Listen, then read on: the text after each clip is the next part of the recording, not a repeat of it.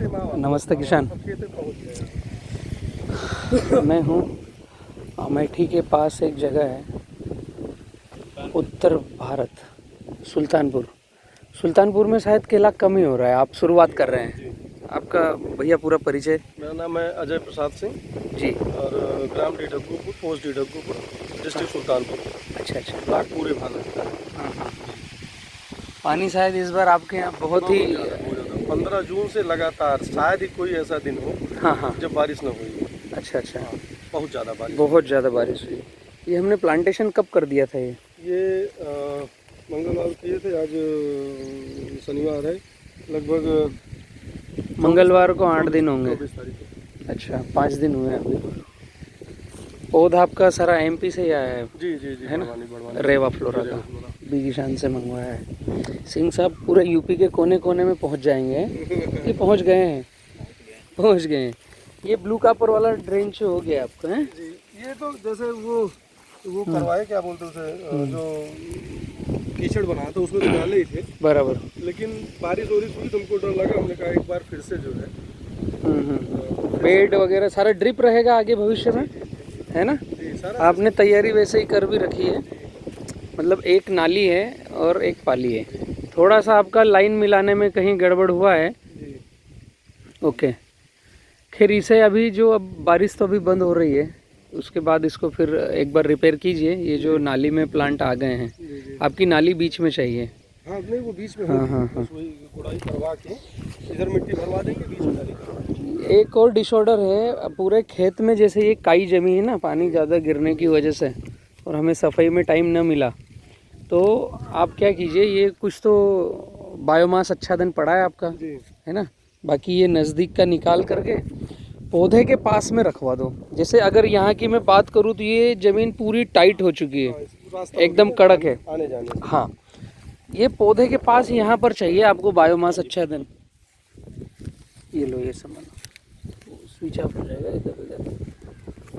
नहीं जो पूरी टाइट है ना जी, ये पूरी टाइट पर आपको यहाँ पर बायोमास आच्छादन चाहिए जी।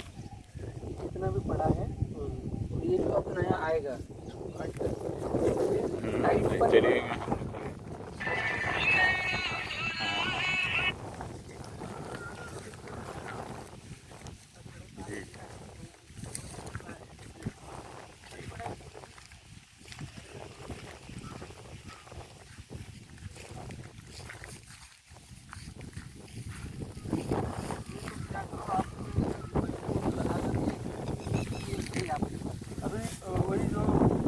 इसके आसपास डाली थी, ये हो गया। तो यहाँ पर अब पौधे के पास नीचे सॉफ्ट रहेगा। ये जो पूरा कड़क है ना, ये गड़बड़ करेगा, चलने नहीं देंगे।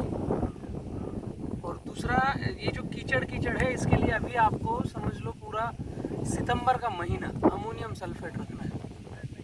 आपके यहाँ ये मानो कि यूरिया की कम आवश्यकता है या नहीं है, ऐसी सॉइल और इतनी काई में अमोनियम सल्फेट ही आपको बेहतर रिजल्ट देगा। कल बात देख रहे थे वीडियो, अमोनियम सल्फेट यहाँ मिलता नहीं है, तो आप मुझे बताया सल्फर और यूरिया और सल्फर मिक्स करो, है ना। वो भी यूरिया भी वही 30 ग्राम 25 से 30 ग्राम प्रति पौधे को रिंग बना करके देना है। आगे के शेड्यूल वगैरह भैया को भेज दीजिए, 60 दिन के भेज दिए, है ना। अभी एक चीज आएगी, अभी थोड़ा सा बदल वाला मौसम रहेगा ना, तो एक सुंडी आएगी पत्ते को खाने के लिए। छेद हो जाएंगे तो इल्ली आएगी। आपके यहाँ कितना पौधा लगा है? 8,000। ठीक है, तो भैया के साथ आसपास है या वीडियो भेज देंगे, या तो इस चौराहे से, जितना चौराहे से इधर मुड़े हैं उसका भैया से आप लेते रहिए, क्योंकि नए हैं, ऐसा नहीं हो कि, क्योंकि 8,000 पौधा वॉल्यूम ज़्यादा है ना। कहाँ से लिया है अपन ने? लखनऊ से लिया है, ठीक है। लेकिन अब उसको हम क्या करेंगे, अगर जानकारी साथ में चलेंगे तो एक गांव में जितना केला है ना, सब मिल करके यूनिट बना करके चलो, भले एक किसान हो या 4 हो, तो आपको काम करने में आसानी, राय सही मिल गई। दूसरा, जब निकला तो बेचने में आसानी। व्यापारी को आप बुला सकते हो कि भैया हमारे पास इतना पौधा है। बिखर के बोलेंगे तो मेरे पास 300, 1000, 500, इकट्ठा बोलेंगे तो 10,000। ये वॉल्यूम बनेगा ना, आदमी आएगा घर पर। लेने के लिए। ऐसे ही कड़क मिट्टी है आपके यहाँ पर? हाँ, सेम यही मिट्टी है। तो अभी मेन प्रिकॉशन में तो कचरे की मल्चिंग और सल्फर। जी, सल्फर इसको थोड़ा सॉफ्ट करेगा। लेकिन इसमें जैसे भैया मोथा नहीं है, मेरे यहाँ मोथा साफ हो जाता है। ठीक है। हाँ, और पूरा पौधे के इससे बड़ा हो गया है। मोथा किसको कहते हैं? जो नीचे से गुठली रहती है, जी, हाँ, जो है ना? जमीन में गुठली रहती थी। बार बार आती रहती है, वो रुकती नहीं है। बताते हैं 7 गांठ होता है, निकलता रहता है। आएगा ही, आप उसको खत्म नहीं कर सकते। खत्म नहीं होता अभी। एक ही इलाज है। जी, एक तो भैया ने पौधा लगाने से पहले यहाँ पर खरपतवार नाशक डाला है। जी, उसकी आवश्यकता नहीं रहती है, लेकिन शायद बारिश बहुत हो रही थी, आप मजबूरी हो गए थे तो डाल दिया। बस बस आगे कोशिश करें, खरपतवार नाशक को खेत में गांव में एंट्री की आवश्यकता नहीं है। हम नहीं डाल पाए हैं। बहुत बढ़िया, अच्छी बात है। अब वो आपको बड़ी दिख रही होगी, जी, पौधा छोटा लग रहा होगा। बहुत छोटा लग रहा है। उसका एक ही विकल्प है कि पौधा जहाँ है उसके हाथ आसपास तो कर्मचारी से साफ करवा लो, जी, मजदूरों से निकलवा लो। जी, अब जो 2 पौधों के बीच में यहाँ बढ़ रहा होगा, दिख रहा होगा ना, जी, उसको पूरी उसकी उम्र पे आने दो। जी, मोथा क्या है, छोटा सा आप खींचोगे टूट जाएगा, वो गुठली अंदर रह जाएगी। जी, जी, उसको बड़ा होने दो, उसकी पूरी उम्र तक आने दो। 1 आध फीट का आएगा, 1.5 फीट का, इससे ज़्यादा बड़ा नहीं होता वो हाइट में। क्या होता है? 1.5 फीट तक आएगा, पूरी उसकी उम्र में 1 से 1.5 फीट हाइट लेगा। जी, मतलब हम उसको देखें भी ना तब भी वो 2 फीट से बड़ा नहीं होगा। ठीक है, तो पौधे के पास तो पूरी सफाई करना है, और 2 पौधों के बीच में जो बढ़ रहा है उसको बढ़ने दो। एक साथ समय मिलेगा, जब कर्मचारी लगाओ उसको कटवाओ, उखाड़ना बंद करो, काटो, और जहां हमारा पौधा है उसके आसपास बिछा दो। ये प्रक्रिया 2 से 3 बार करोगे, जीवन में आना बंद हो जाएगा। अगर हम बार बार उखाड़ रहे हैं, निकाल रहे हैं, जमीन तोड़ा ताड़ी कर रहे हैं, कचरे की मल्चिंग नहीं कर रहे हैं, तो जीवन भर आएगा, क्योंकि हम ये सब कर ही रहे हैं और आ ही रहा है। जी, जी, आप जब से कोई भी खेती कर रहे हो, केला या जो भी, जी, हर फसल में डालना पड़ता मोथा तो था ही, है। निकालना पड़ता ही था, आता ही था, ये हर खेत की ये है। लेकिन आपने एक बार प्रक्रिया चेंज करी कि खरपतवार को बड़ा होने दिया, उसको काट कर वहीं पर बायोमास आच्छादन करना चालू किया, तो आपको एक तो बाहर से गोबर खाद की आवश्यकता कम। अभी जो अपन ने ये कचरे का मल्च किया है, इसमें जीवाणु वगैरह सब नीचे आना चालू हो जाएंगे। इसके नीचे अब ये जो भी हरा दिख रहा है ना, ये निकलने की कोशिश जो कर रहा है ये, जी, जी, इसको जीवाणु खाना चालू कर देंगे। प्रकृति में ऑटोमेटिक कर्मचारी है, सफाई कर्मचारी। हम बाहर से जबरदस्ती डाल रहे हैं, खरपतवार नाशक डाल रहे हैं, ट्रैक्टर डाल रहे हैं, और कुछ कर रहे हैं। उसकी आवश्यकता कम है अगर बायोमास मल्चिंग करी। शुरुआत में लगेगा गड़बड़ कि किसान इधर जा रहे हैं, बलराम इधर ले जाने की कोशिश कर रहा है। गांव वाले बोलेंगे ये पागल हो गया है, ये खरपतवार बड़ा कर रहा है, क्या कर रहा है। लेकिन जब आपकी फसल आएगी ना, वो एकदम प्रीमियम आएगी। और एक बार ये प्रक्रिया आपने खेत में कर ली तो खरपतवार नहीं दिखेगा। मेरे खेतों में बाहर से लाके मुझे डालना पड़ रहा है। एक 1227 नंबर का वीडियो है मेरा, जिसमें 100 एकड़ का मेरा केले का प्लाट है, 1 लाख पौधे लगे हुए हैं। उसमें अगर आप उस वीडियो में ध्यान से देखोगे तो अभी 3रा साल है। अब वहां पर खरपतवार आता नहीं, क्योंकि मैंने काट के वहीं बिछा दिया, तो वो कीट पतंग जीवों ने सब उनकी जड़ें और बीज और सबको खा पी के खत्म कर लिया। अब नया आता नहीं है, और मुझे वहाँ बायोमास आच्छादन करना पड़ता है। तो या तो केले की पत्तियाँ जो सूखी हो, या बाहर गन्ना जो कटता है तो गन्ने का वो पत्तियाँ ला करके डालते हैं। तो 2 साल मुश्किल से आपने ये प्रयोग किया, कोई खरपतवार आएगा नहीं खेत में। ओवरऑल एवरेज भैया ठीक है, सारे कान खड़े हो चुके हैं इनके, मेच्योरिटी सिंबल आ गया है 5 से 8 दिन में। 8 दिन हुआ नहीं है अभी, 5 दिन, 5 दिन हुआ। देखो ये अगर आ रहा है ना कत्थई कलर का धब्बा, ये एकदम सही है। जिन किसानों को पता नहीं है वो समझते हैं कोई बीमार तो नहीं हो गया है, लेकिन ये आ गया है, अभी 8 दिन हुआ नहीं है। सोमवार 8 दिन होगा आपका, है ना? आज शायद शनिवार है। 5 दिन में मैच्योरिटी, इससे बेस्ट सेटिंग और कहीं नहीं मिलेगी भाई। बलराम मियां, एकदम हमारे ठीक। पौधे में हाँ, कहीं कहीं यहाँ पे कालापन आ जा रहा है पत्तियों पे। कालापन ये नीचे से ह्यूमस और भाप और ये जो निकलती है ना, इसके कारण आएगा। जिससे ये पत्तियां सड़ जा रही हैं। ऐसा ही है क्या? जी, जी, उसमें अभी कोई स्प्रे मत लो, जी। क्योंकि पौधा आपने लगाया कब? 3 तारीख को। 3 तारीख को, तो फिर तो बड़ा हो गया होगा, तो फिर स्प्रे ले सकते हैं। जैसे यहाँ की अवस्था क्या है, यहाँ पत्ता अब नया निकल रहा है, जब तक खेत के अंदर 2 से 3 पत्ते नहीं आते हैं, जब तक कोई स्प्रे लेना नहीं है। तो आपके यहाँ तो आ गए होंगे, तो सिस्टमेटिक कांटेक्ट फफूंदीनाशक 2-in-1, जिसमें कार्बन डीज में मैनकोजेब हो या रेडोमिल गोल्ड हो गया या ऐसा कोई सा जो नज़दीक मिल रहा हो, उसका एक स्प्रे ले लीजिए आप, है ना, वो ज़्यादा अच्छा काम करेगा। नमस्कार डॉक्टर साहब, ये वही कीटनाशक भी रहेगा? कीटनाशक भी रहेगा साथ में या केवल वही? इतना जरूरी नहीं। कीटनाशक अगर आपको सुंडी दिख रही है, तना छेदक, तो आपको सुंडी भगाने के लिए नीम तेल या अच्छा, मतलब मैं पहले पहुंच चुका हूं आप लोगों के पास। आप लोग बड़े पुराने किसान हैं, मोबाइल से आप पहुंच चुके हैं, बराबर हम लोग देखते रहते हैं। बड़े पुराने किसान हैं आप लोग।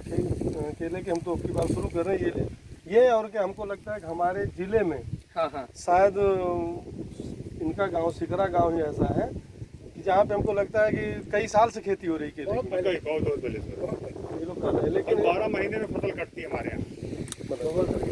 12 महीने में काट रहे हैं। और कल 12 महीने में कटना मतलब आपका एकदम रूट में सही है, कोई गड़बड़ी नहीं है उसमें। अभी कल हम देख के आए, वो नीचे इनका नाप के आए हम, लगभग 28-29 इंच का जो है अच्छा, पौधा गोलाई 28-29 इंच का आ रहा है इनका, और फल आ गया है, कट रहा है इनका, जो शुरू हो गया है। लेकिन वही है कि नीचे सफाई जो है एकदम, जैसे आप पिच रोड से आए हाईवे से, हाईवे जैसी सफाई है खेत के अंदर, बिल्कुल कुछ है नहीं। अरे भाई मेहनत है भाई। 24 जुलाई दूसरा पौधा लगा है, लगभग 1 फीट का हो गया। हम लोगों को प्रजात अच्छी नहीं मिलती, ऐसा मतलब समझा नहीं। पौधा अच्छा नहीं है। अच्छा, पौधा अच्छा नहीं, मेरा जो मानना है, आपका ठीक है, पौधा अच्छा नहीं मिलता है तो वो तो सिंह साहब आपकी पूर्ति कर देंगे, अच्छा पौधा अवेलेबल करा देंगे। लेकिन जहाँ तक मैंने समझा है केले की खेती में, पौधा आता है दूसरे नंबर पर, पहले नंबर पर आता है किसान, कि वो पौधा कोई सा भी उसके पास आ गया हो, या गठान लगे हो, कंद लगाया हो, या पुरानी पील चल रही हो, फर्स्ट ले लिया हो और सेकंड चल रहा हो, सभी प्रक्रिया में मायने रखेगा कि किसान का रास्ता कैसा है उस फार्म को मेंटेन करने का। अगर आपके पास पौधा कमज़ोर है, जैसे आपने बताया कि कमज़ोर, या आपने पता कर लिया कि कमज़ोर है, उसके बावजूद आप यूपी में 12 से 13 महीने में कटिंग ले रहे हो, मतलब बहुत अच्छा आपका मेंटेनेंस है। फार्मर की मेहनत किस दिशा में है वो सबसे फर्स्ट है। हाँ, उस पर पौधा अच्छा आ गया, या हमारे खेत की मिट्टी का पीएच सही है, पानी प्रबंधन सही है, तो वो सोने पे सुहागा काम करेगा और बोनस रहेगा। अगर ट्रिप नहीं है इनका, जो है फ्लड है। हाँ, वो देखा मैंने फोटो में। एक्चुअली आपकी जो मिट्टी का टेक्सचर है, रेत के परसेंटेज ज़्यादा है, पीली मिट्टी है, पानी जैसे देते हैं अंदर हो जाता है, तो इसमें इमरजेंसी नहीं है कि आपको ड्रिप ही चाहिए। ड्रिप से आपका मैनेजमेंट और सुधरेगा। कोई अगर गड़बड़ी आई है तो आप तुरंत आज के आज खेत में आप उसमें उपचार कर सकते हो। ये चीज़ें सुधरेगी जरूर, लेकिन जहाँ पर हमारे यहाँ एक कमी है, ड्रिप चाहिए। ये जैसे ये खेत है, बरसात में इसमें पानी लग जाता है। अभी तो ये पानी की सांस शक्ति इसमें हो है, लेकिन जब इसमें फल आ जाता है और पानी लग गया 2, 4, 7 दिन 10 दिन पानी लग गया, जल निकाल की व्यवस्था बहुत अच्छी हमारे यहाँ है नहीं। उस दिशा में हम लोग क्या करें कि पानी निकालने के बाद फिर कैसे उसको हम अपने रोटेशन में लाएं। ये बहुत अच्छा क्वेश्चन है आपका। एक्चुअली मैं पूरा यूपी घूम रहा हूँ, ये मेरा शायद 6ठा राउंड है। मैं पहले 3 राउंड तो सीखने के लिए आया था, मैंने ना किसी से बात करी, ना किसी को बताया, ना कुछ किया। एक्चुअली मैं जिस दिशा में एंट्री करता हूँ पहले समझो तो सही क्यों। और अभी 3 राउंड में मेरे पौधे भी आए हैं, पिछले साल भर से गाइडलाइन भी ले रहे हैं, और मैं घूम भी रहा हूँ, तो सब दूर एक ही चीज़ मुझे कॉमन मिल रही है। आप लोगों ने अपने खेतों को कटोरा बना दिया है, पूरी बाउंड्री सील है कि जितना पानी गिर रहा है पूरा अंदर जाना चाहिए, बाहर एक बूंद ना हो। इस तरीके से यूपी में मुझे प्रबंधन दिखता है। एक बात ठीक है कि हमने हमारा खेत का पानी जो दिया वो यहीं रहना चाहिए, दूसरे के खेत में ना जाए। लेकिन बारिश, जैसे भैया ने बताया कि जून से लेकर अभी तक, इस साल तो इतनी बारिश हुई कि मतलब रिकॉर्ड ही बना है। तो ये जो बारिश हो रही है, ये बारिश का पानी अगर बाहर नहीं जाएगा तो आप कोई सी भी फार्मिंग कर ही नहीं पाओगे। दूसरा, यहाँ पर एक गड़बड़ी मैंने देखी है कि लेजर लेवलिंग करवाते हैं। तो लेजर लेवलिंग मतलब सपाट हो गया, अभी एक बूंद न इधर जाएगा ना इधर आएगा, ठीक है। ड्रेनेज चाहिए, थोड़ा सा स्लोप चाहिए, बहुत ही अति आवश्यक है। ये पूरे यूपी में डिसऑर्डर है, इसको सभी किसानों ने मानना चालू करना चाहिए। लेवलिंग कराओ अच्छी बात है, लेकिन थोड़ा सा झुकाव चाहिए ताकि बारिश का पानी एक साइड जाकर के इकट्ठा हो और वहां से बाहर ड्रेनेज होकर के। लेकिन जो लेजर लेवलिंग करवा रहे हैं वो तो धान की खेती करना है। धान की खेती में भी आपने अगर इस कोने पर और उस कोने पर ये अगर 1000 फीट की दूरी है और इस 1000 फीट की दूरी में आपने 2 फीट किया या 1 फीट किया, हल्का होता है 1 फीट। आप धान की खेती में पानी तो भर के रखोगे, उधर तो मुहाना बंद रहेगा, तो वो 1 फीट उसमें मायने नहीं रखेगा। लेकिन जैसे मुहाना ओपन करोगे, ये जो पानी स्लिपरेज होकर के साइड में जाएगा, आपका उत्पादन पुराने अनुभव से ज़्यादा होगा। धान की खेती में भी अगर आप छत्तीसगढ़ का ज़्यादा डेटा निकालोगे तो वो ड्रिप पर आ गए हैं कीचड़ भर के नहीं रखते हैं। ये अपडेट फार्मिंग और कर रहे हैं और उत्पादन में कहीं 30-40% की बढ़ोतरी कर ली है, दवाइयों में कमी कर ली है। किसी भी पौधे को पानी चाहिए, वापसा कंडीशन में, कीचड़ नहीं चाहिए। एक चीज़ और मैंने समझी है कि हर किसान अगले किसान का पानी रोक देता है। मेरे खेत में एक बूंद नहीं चाहिए आपका पानी, तो मैंने अगर रोका है आगे का पानी बारिश का, तो अगला भी तो मेरा पानी रोक रहा है और तीसरा भी रोक रहा है। ये जो प्रक्रिया है, इसको अगर आप बदलने में सफल होगा यूपी में, तो आपके यूपी की खेती का उत्पादन 20% और बढ़ जाएगा। हमारे मध्य प्रदेश में, या मैं कहूँ अपने मध्य प्रदेश, गुजरात, महाराष्ट्र में सभी जगह बारिश का पानी कोई किसान रोकता नहीं। हर एक के खेत में मुहाने बने हुए हैं, पत्थर रखे हुए हैं कि बारिश होगी वो दूसरे के खेत में जाएगा, दूसरे का तीसरे के जाएगा, तीसरे का फिर नाले में जाएगा, बाहर होगा। बारिश का पानी, खेती करने का पानी आप दूसरे के खेत में डाल नहीं सकते हो, उसकी फसल खराब होगी तो वो आपसे हर्जाना लेगा। लेकिन कुदरती बारिश तो पूरे प्रखंड इसमें सभी दूर गिर रही है, तो उसका पानी तो बाहर करना ही पड़ेगा, वरना ये आपके यहाँ समस्या देगा। ये मिल्पी है, खरपतवार है, ये सभी कुछ है। इस पर सभी को प्लान करके अपने अपने खेतों के मुहाने बना करके बाहर करना चाहिए। जिन किसानों के यहाँ बहुत ज़्यादा दिक्कत है, आखिरी कोने पर एक जेसीबी के बकेट से 3 फीट गहरा गड्ढा कर दो, ताकि पूरे खेत का पानी वहाँ जाके इकट्ठा हो तो पूरा खेत खराब ना हो। आखिरी विकल्प ये है कि जब तक पड़ोसी ना समझे, जब तक अपने ही खेत में एक 3 फीट की मिट्टी निकाल करके वो मिट्टी डलवा दो ऊपर और यहाँ कर दो नाला, ताकि पूरे खेत का पानी जाकर उसमें आए और वो अंदर उतर जाए, ताकि आपके पूरे खेत की खेती सही से हो पाए। इस दिशा में भी आगे बढ़ा जा सकता है। वर्तमान समय में जो परेशानी हमारे यहाँ है, जो पौधे लगे हुए हैं, फैलाए हुए हैं और पानी उसमें लग गए, किसी तरीके से पंपिंग सेट या बड़ा साधनों से पानी निकाला गया, अब वो फल कैसे रोका जाए, कौन सी दवा कहाँ से लाई जाए, मंगाई जाए, कैसे उनको रोका जाए, जो फल और पौधे रुके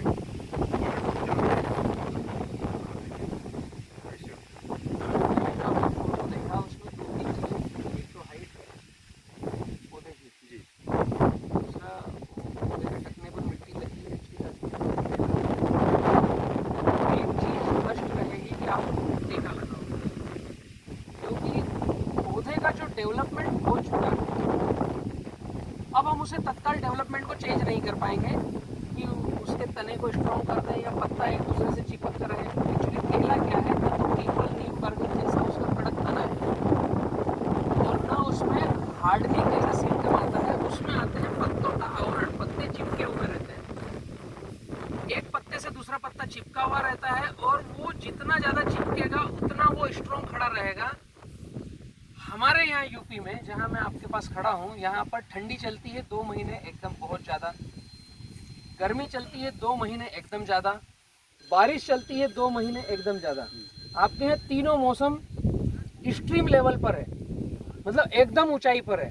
तो जब भी एक्स्ट्रा बारिश, एक्स्ट्रा ठंड या एक्स्ट्रा गर्मी आएगी तो केला अपना पत्ता छोड़ देगा। केले को चाहिए मिनिमम 25 मैक्सिमम 32 डिग्री टेम्परेचर, हवा में 60% की आर्द्रता, ये उसके लिए आइडियल मौसम है। और ऐसा मौसम रहता है दक्षिण भारत में या समुद्र किनारे, जो कि हमारे पास नहीं है। ये जो 1.5 से 2 महीने, जिसमें एक महीना ऐसा रहता है कि रात में भी ठंडी पारा नीचे गिर जाता है, ऐसी अवस्थाओं में केला अपना पत्ता छोड़ देता है और वो अपना मेन मूल तने से जुड़ाव ढीला कर देता है। वो ढिलाव ठंडी का अभी आपको दुख दे रहा है। पौधा हो चुका है ढीला, पानी अभी जस्ट बारिश में ज़्यादा भराव था, तो पानी भराव में पौधा भोजन लेता नहीं है और केवल पानी पानी पीता है। तो ज़्यादा बारिश अभी हुई, ज़्यादा ठंड से गुजर के आया है, बीच में ज़्यादा गर्मी थी, तो सभी मौसम में उसने अपने मूल आकार से थोड़ा थोड़ा छूटा। अब वो ढीला हो गया है, जादू जैसा, उसको तत्काल हम उसको कुछ नहीं कर पाएंगे। एक ही विकल्प है कि सबसे पहले हम कुछ उसको टेका लगाने का प्रबंध करें। जो इनकी रूटें हैं वो रूटें सड़ गई, पौधा खुराक लेना ज़्यादा भरा हुआ रहा ना, पौधा खुराक लेना जी, पौधा पौधा खुराक लेना बंद कर दिया। अब हम क्या उसको दें कैसे? उसको आप ये कर सकते हो कि जो भी प्लांट है अभी तो फ्लावरिंग पर है, नहीं वो आ चुका है और कट रहा है और नहीं अभी जैसे डॉक्टर साहब कर रहे हैं, हाँ। 3 एकड़ की खेती, कम से कम 3 एकड़ तो होगा ही। हाँ, और ये सारी व्यवस्था लगाई गई है, ये सारे सिस्टम बनाए गए हैं। तो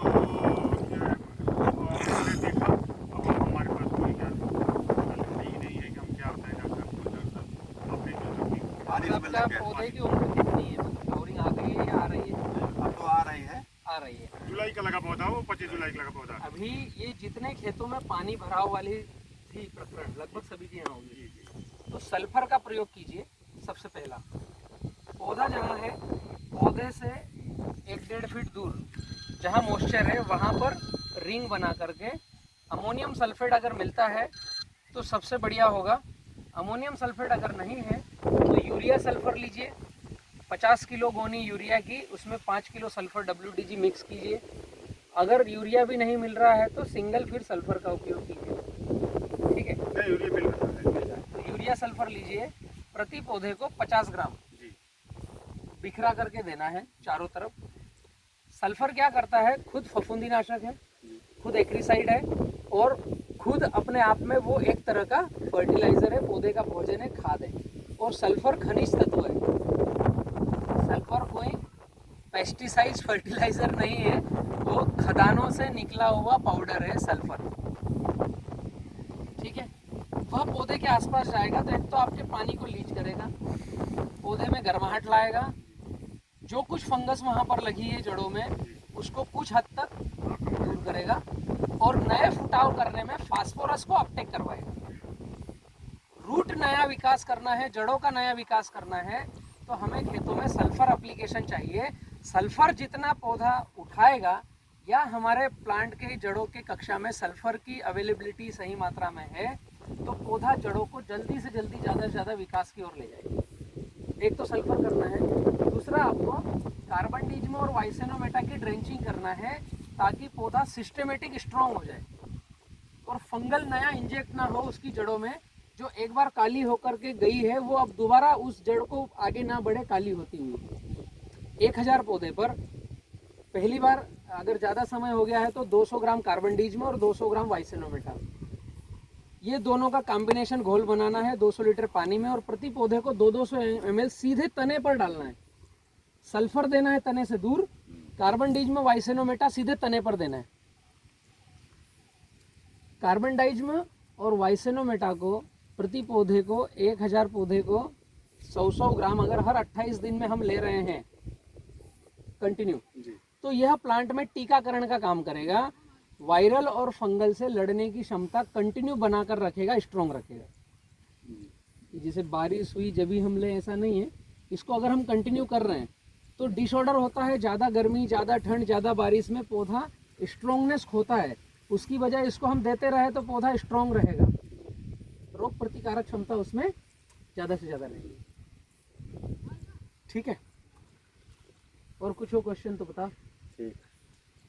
ये जो इसके इस कटिंग के बाद जो पेड़ी रखी जा रही है, अब तो छोड़ दिया गया है कि एक पौधा, और वो अभी फल लेकर के वो उसका वो खड़ा है पौधा पुराना। अब हम पेड़ी को उसके लिए क्या दें कि वो भी चले।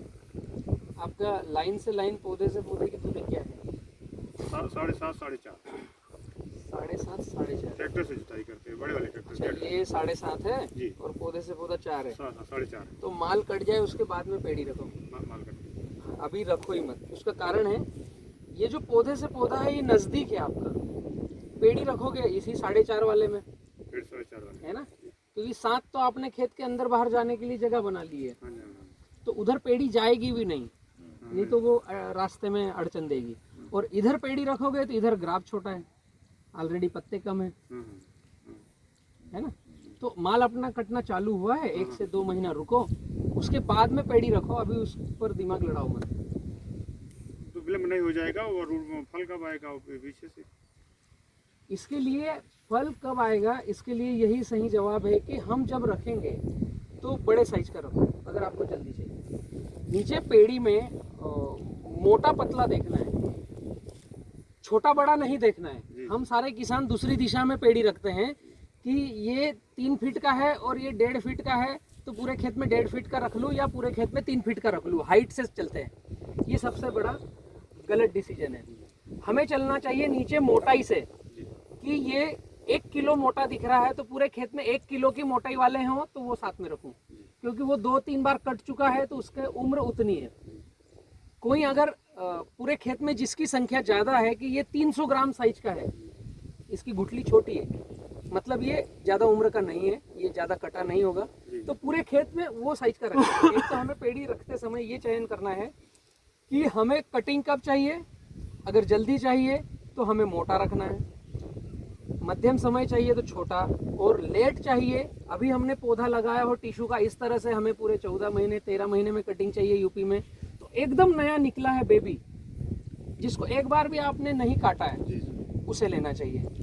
तो आपकी ये समस्या खत्म हो जाएगी कि मैं माल कटने के बाद भी अगर ले रहा हूँ तो फिर मोटा रख लो। आपको जल्दी कटिंग लेना है तो वो महीना कौन सा आएगा वो थोड़ा कैलकुलेशन जमाओ, उसके हिसाब से रख लो। लेकिन दूसरा स्टेप ये आएगा कि आप जिसका चयन कर रहे हो पूरे खेत में उनकी संख्या ज़्यादा होनी चाहिए, एक जैसा, तो आपकी पेड़ी का सभी का फल एक साथ आएगा, वरना वो आगे पीछे आएगा। तीसरा इंपॉर्टेंट बात है कि जो मेन हमारा तना खड़ा है उससे लगकर होना चाहिए। मैंने काफ़ी जगह यहाँ देखा है कि ये जो मेन तना खड़ा है, इसका जो बच्चा था वो तो ख़त्म हो गया है, वो सड़ने लग गया है, और उसके बच्चे का बच्चा रख रहे हैं, तने से आधा फीट 1 फीट दूर रख रहे हैं, तो इसको बेनिफिट इसके दादा का नहीं मिलेगा। जो बच्चा लगकर है उसको बेनिफिट उसके फादर का मिलेगा, उसके पिताजी का मिलेगा, कि ये जब माल कटा और इसने रिवर्स होना चालू किया तो इससे जो लगा हुआ है उसको तो यह न्यूट्रिशन वैल्यू देगा।